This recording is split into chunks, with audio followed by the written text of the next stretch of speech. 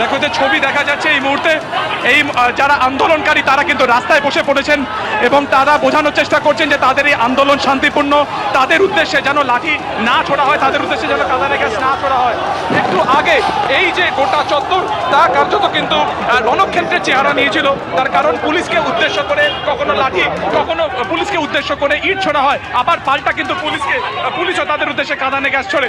এই মুহূর্তে যারা আন্দোলনকারী রয়েছেন তারা এখানে পুলিশের সামনে বিক্ষোভ দেখা যায়। পুলিশ, এই মমতার পুলিশ বোম মারছে আমাদের উপর, পাথর ছুটছে।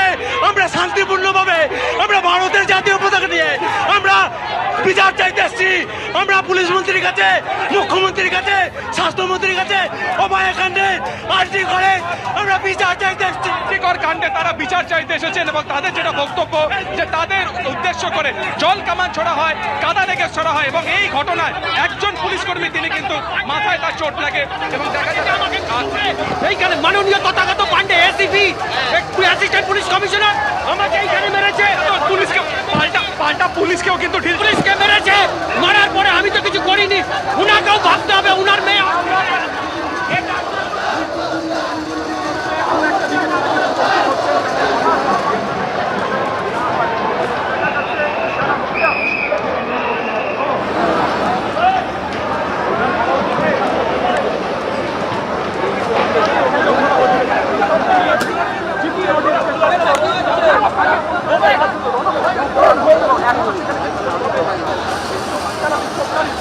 মহিলা আন্দোলনকারীরা তারাও সামিল হয়েছেন আজকের এই কর্মসূচিতে এবং তাদেরকে নিরস্ত করতে এই মুহূর্তে মহিলা পুলিশ কর্মীরা তারা কিন্তু সামনে চলে এসেছে।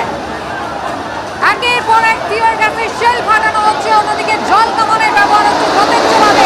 উত্তেজিত জনতাকে ছত্রভঙ্গ করার চেষ্টা। ভয়ঙ্কর অত্যাচার শুরু হয়েছে এবং ছাত্র সমাজের ডাকে আপামর মানুষও নেমেছেন। আমি রাজ্য পুলিশকে, কলকাতা পুলিশকে বলছি বন্ধ করুন। কলেজ স্কোয়ারে জল কামান মারছেন, বহু লোক ইনজুর্ড হয়েছে। সাঁতরাগাছিতে গ্যাস ফাটাচ্ছেন, বন্ধ করুন অত্যাচার, নইলে আগামীকাল পশ্চিমবঙ্গ স্তব্ধ করবো আমরা। 5 কোটি টাকা সে তো করেছে ভয় পেয়েছে বলে, চোরের মতো পিছনের দরজা দিয়ে ঢুকেছেন। এখন যা করছেন বন্ধ করুন বিনীত গোয়েল, রাজীব কুমার, নইলে কনসিকুয়েন্স ফেস করতে হবে। সকাল থেকে বিরোধী দলনেতা অকারণে প্ররোচনা ছড়িয়েছেন, সম্পূর্ণ অকারণে। প্রথম কথা, এই যে পশ্চিমবঙ্গ ছাত্র সমাজ এরা কারা, এই যে কথাগুলো বলা হচ্ছে অরাজনৈতিক, এটা সম্পূর্ণ রাজনৈতিক। তাদের রাজনৈতিক পরিচয় বিজেপি আরএসএস এর লোক, এ তো প্রতিষ্ঠিত। তো তাদের লোকেরা গন্ডগোল করেছিল, পুলিশ আটক করেছে, নানা রকম চক্রান্ত করছিল, পুলিশ আটক করেছে। সকালবেলা টুইট করে বাজার গরম করে প্ররোচনা দেওয়ার চেষ্টা হয়েছে। আমরাও সঙ্গে সঙ্গে পাল্টা পোস্ট করে বলেছি এইভাবে উস্কানি দেওয়া ঠিক নয়। এরপরে পুলিশ যা বলার বলে দিয়েছে। এটুকু কিছু জায়গায় যে কিছু লোক রয়েছে এরা সব বিজেপি, এরা ছাত্র সমাজ বলে কাদের ডেকেছে?